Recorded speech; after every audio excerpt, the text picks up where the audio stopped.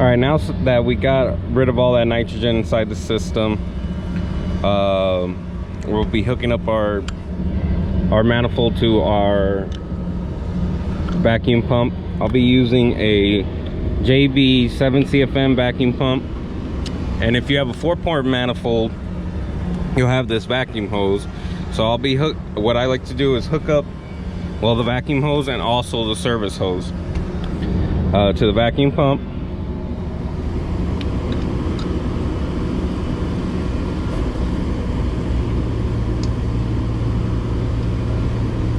Make sure it's on nice and snug.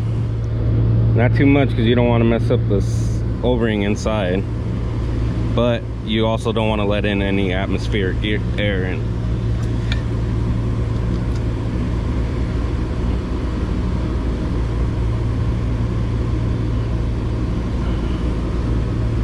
We get a good seal on it. And what you could do first to make sure you have no leaks on your manifold, you could close off these valves so that isolates your system away from the manifold. Leave everything open, come over here, you turn on your vacuum pump, you gotta put this flap up, and as you can see, it starts pulling a vacuum just on your manifold and your hoses. So this is a good way to make sure you have no leaks on your manifold set. So you just let it run for a little while, close off your vacuum port and your service port, and if you have no leaks in your hoses, this compound gauge here, your suction side, it won't rise out of the vacuum. So it looks like we're good here. We could open this back up.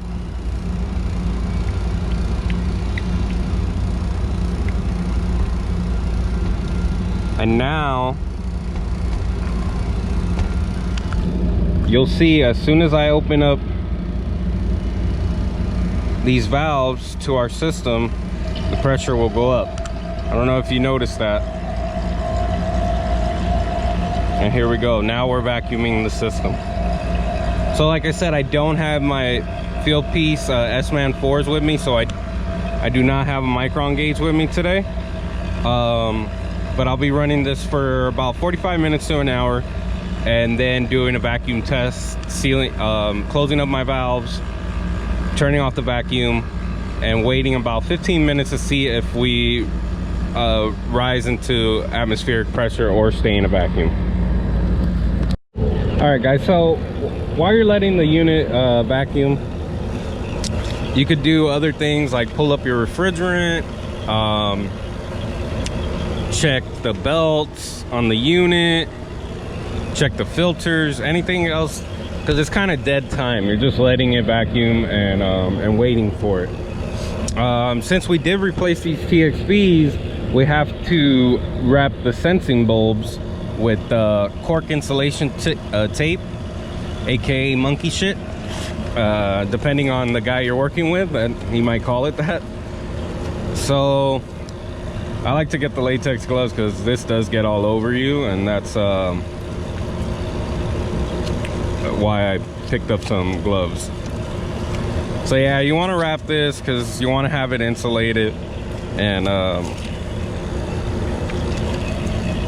and just reading that pipe temperature. So just wrap it around, insulate, and make sure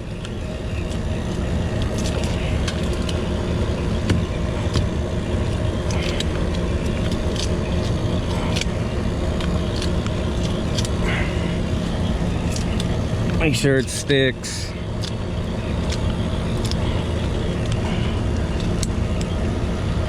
Try not to damage any lines. I'll probably put a little bit more, but yeah.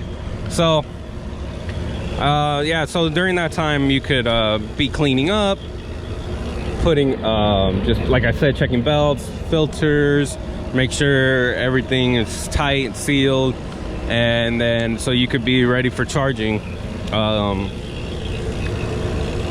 when you're finished vacuuming.